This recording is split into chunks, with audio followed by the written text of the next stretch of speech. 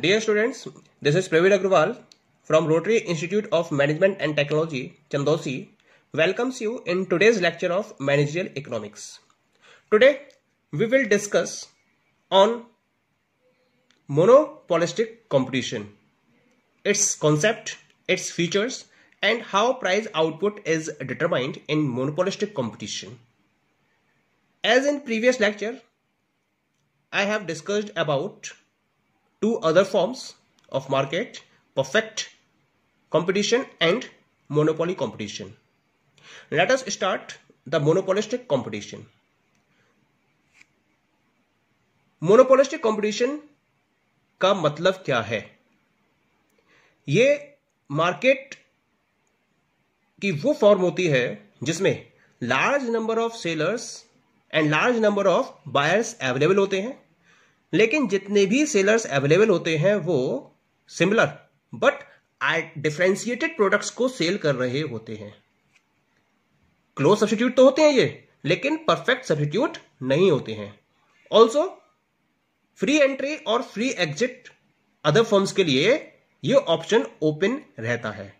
Okay, it means monopolistic competition is a market situation in which there are a large number of sellers selling similar but differentiated products with close but not perfect substitutes, and there is existence of free entry and free exit of firms. Clear? For example, consumer goods like toothpaste market, brushes market, bathing soaps, detergents, textiles, television sets, mobile phones, automobiles, and so on.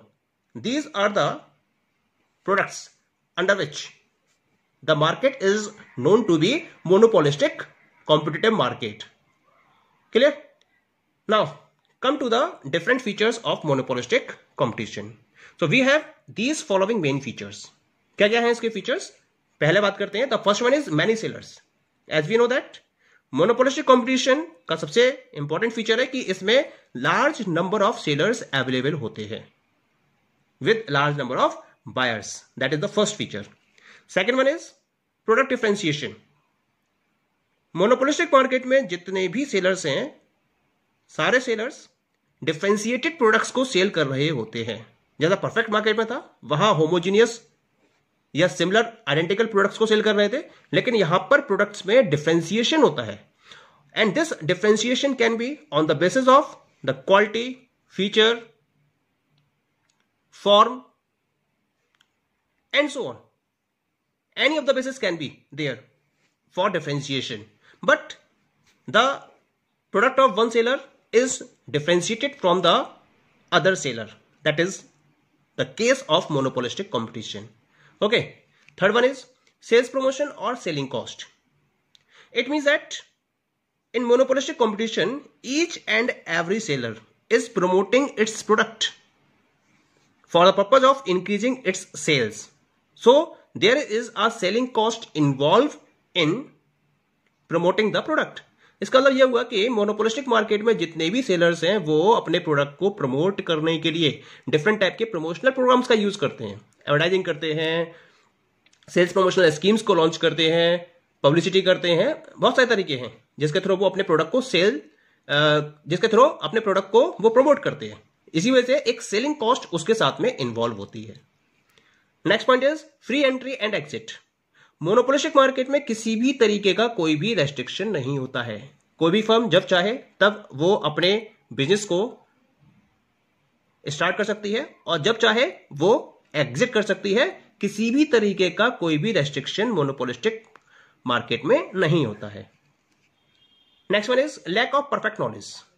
It means that buyers and sellers both are not having perfect knowledge about each other.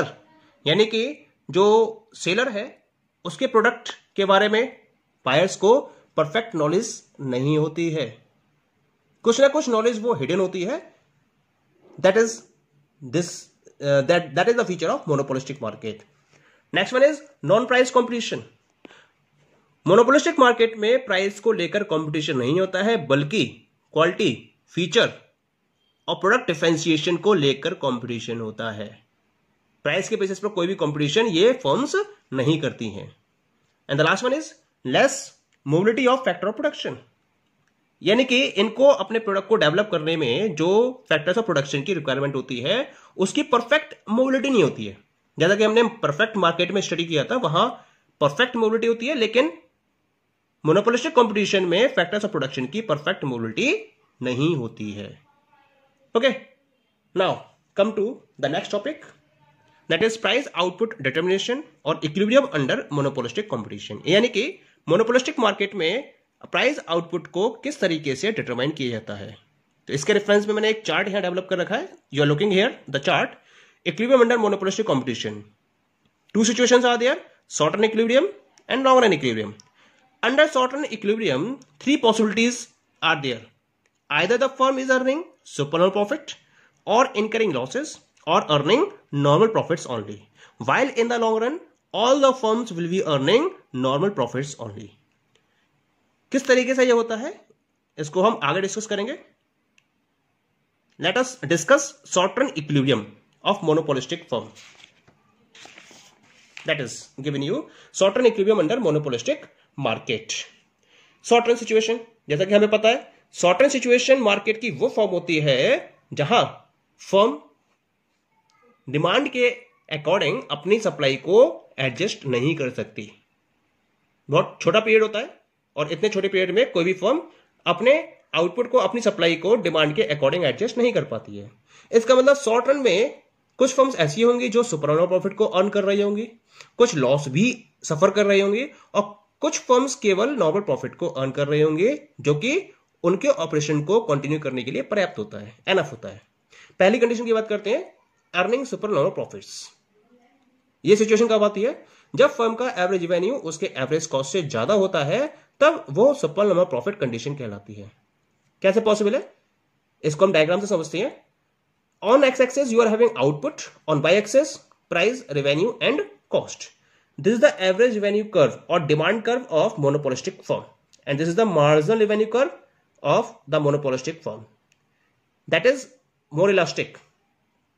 Why more elastic? Because close substitutes are available in the market. That's why the curve is elastic. Clear? Now, average cost curve. This is the SAC, short run average cost curve of monopolistic firm. It is below AR curve. Why? Because AR is more than AC. That's why AC curve is below AR curve. Now come to the next curve, that is SMC, short run marginal cost curve. This is the short run marginal cost curve, which is passing to the lower point of SAC. Okay. Condition of equilibrium: marginal revenue must be equal to marginal cost. This is SMC. This is MR. Both are intersecting at the point E. So this point E is equilibrium point. अब हमें क्या करना है, इस equilibrium point से एक perpendicular draw करना है और जो ऊपर तक बढ़ा देना है। एवरेज रेवेन्यू कर्व को ए पॉइंट पर टच कर रहा है और एक्स एक्सिस को क्यू पॉइंट पर टच कर रहा है। इसका मतलब O Q is the equilibrium output, A Q is equal to average revenue जो ओपी के बराबर है, बी क्यू एवरेज कॉस्ट जो ओसी के बराबर है। A R is equal to A Q is equal to OP, AC is equal to BQ is equal to OC. Now profit per unit, जब हम एवरेज रेवेन्यू में से एवरेज कॉस्ट को minus करेंगे, इसका मतलब OP minus OC and it is equal to PC. This is profit per unit. तो profit per unit is equal to AR minus AC, OP minus OC is equal to PC. Now equilibrium output OQ and this is equal to BC. Clear? So total super profit, this will be equal to profit per unit into equilibrium output. Profit per unit PC, equilibrium output BC, PC into BC, PC into BC, rectangular area PCBA. Clear? So this rectangular area is representing supernormal profit of the firm. So here we are having rectangular area PCBA. This is the supernormal profit of the firm. Okay. Now come to the situation of loss that is given here. Here you are having the situation of suffering losses. When this situation occurs, जब firm का average revenue उसके average cost से कम होता है। Here you are looking in the graph. On x axis output, y axis price, revenue and cost. this is average revenue curve, this is marginal revenue curve. In this situation average cost will be above average revenue curve. ऐसा क्यों है? क्योंकि average revenue कम है और average cost ज्यादा है. Okay, now minor cost, this is the minor cost curve, जो average cost को उसके मिनिमम पॉइंट से इंटरसेक्ट करते हुए इस तरीके से बिहेव करता है. Condition of equilibrium, MR equal to MC. This is the MR curve, this is the SMC curve, both are intersecting at the point E. This point E is equilibrium point. इस point से हमने एक perpendicular draw करा जो average cost को B point पर और average revenue को A पॉइंट पर और X एक्सिस को Q पॉइंट पर टच करता है. Okay, it means OQ is the equilibrium output, BQ is average cost which is equal to OC, AQ is equal to average revenue, this is equal to OP.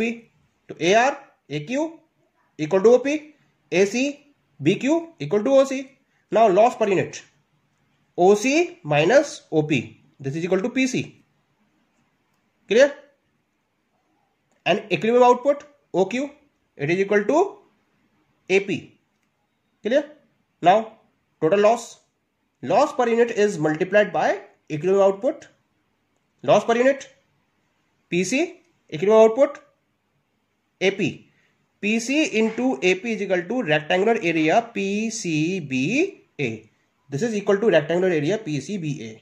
So this rectangular area represents the losses for the firms in short run. Okay, now come to the situation of normal profit. So here the firm is earning the normal profit. This situation occurs when average revenue equal to average cost. यानी कि जब firm का average revenue उसके average cost के बराबर होता है तो वो नॉर्मल प्रॉफिट कंडीशन कहलाती है. फर्म का जो प्रॉफिट होता है वो एवरेज रेवेन्यू में ही इंक्लूडेड होता है और इतना होता है कि फर्म अपने ऑपरेशंस को लॉन्ग रन में कंटिन्यू कर सके. ओके, तो यहां डायग्राम आप देख रहे हैं, AR average revenue curve, MR marginal revenue curve of the firm. This is the SAC short run average cost curve. It is tangent to the average revenue curve at the point A. A point पर tangent है. This is the marginal cost curve, SMC. Now condition of equilibrium, MR equal to MC. This is the MR curve. This is the MC curve. दोनों एक दूसरे को E point पर intersect कर रहे हैं. तो this point E is equilibrium point. Now from this point we draw a perpendicular. This perpendicular is touching AR curve at the point A. From this point A we have point P. Now average revenue equal to AQ is equal to OP. Average cost is equal to also AQ is equal to OP because AC curve is tangent at AR curve at the point A. That's why AR और AC दोनों बराबर हैं और दोनों किसके बराबर है? ये OP के बराबर है. It means AR is equal to AC is equal to OP and this is equal to price. So we can say that the firm will be earning normal profit in this case. Okay, now come to the long run equilibrium of monopolistic firm. Long run is that particular situation where the existing firms can increase their supply according to the demand. यानी कि supply को बढ़ा सकती हैं existing firms demand के हिसाब से. दूसरा पॉइंट है, इंडस्ट्री में कुछ और फर्म्स भी एंटर करेंगी क्योंकि उन्हें इंडस्ट्री के अंदर प्रॉफिट दिखाई दे रहा होगा और उस प्रॉफिट को देखते हुए कुछ और फर्म्स भी इंडस्ट्री के अंदर एंटर करेंगी. इससे क्या होगा? मार्केट में सप्लाई बढ़ जाएगी और सप्लाई जब बढ़ेगी तो ऑब्वियसली उसका इंपैक्ट प्राइस पर पड़ेगा. इसका मतलब जो firms super normal profit earn कर रही थी मार्केट में वो केवल और केवल नॉर्मल प्रॉफिट को ही अर्न कर पाएंगी. ऐसी कंडीशन आ जाएगी मार्केट के अंदर. और जो लॉस इनकर कर रही थी वो क्या करेंगी? वो अपना आउटपुट या सप्लाई कम कर देंगी और इतना कम करेंगी जिससे कि वो नॉर्मल प्रॉफिट की कंडीशन में आ जाएंगी. और जो नॉर्मल प्रॉफिट अर्न कर रही थी वो लॉन्ग रन में नॉर्मल प्रॉफिट ही अर्न करती रहेंगी. इसका मतलब यह हुआ कि all the firms in the long run will earn only normal profits. Just have a situation in the graph. This is output on x-axis, price, cost, revenue on y-axis. This is AR curve. This is MR curve. This is LAC curve which is tangent to AR curve at the point A पर tangent है LAC curve AR के A point से, and this is the marginal cost curve, long run marginal cost curve. Condition of equilibrium MR is equal to MC. This is MR curve, this is MC curve, intersecting at the point E, increased, तो automatically ये A point पर जाकर ही touch करेगा. A से perpendicular डाला by पर, then you are getting P point. It means average revenue is equal to AQ and this is equal to OP. Average cost is equal to AQ. This is also equal to OP. It means in the long run, average revenue AQ is equal to OP. Average cost AQ is equal to OP. It means AR is equal to AC is equal to OP and this is equal to price. इसका मतलब long run में सारी की सारी firms monopolistic market में केवल और केवल नॉमिनल प्रॉफिट को अर्न कर रही होंगी. Okay, thank you.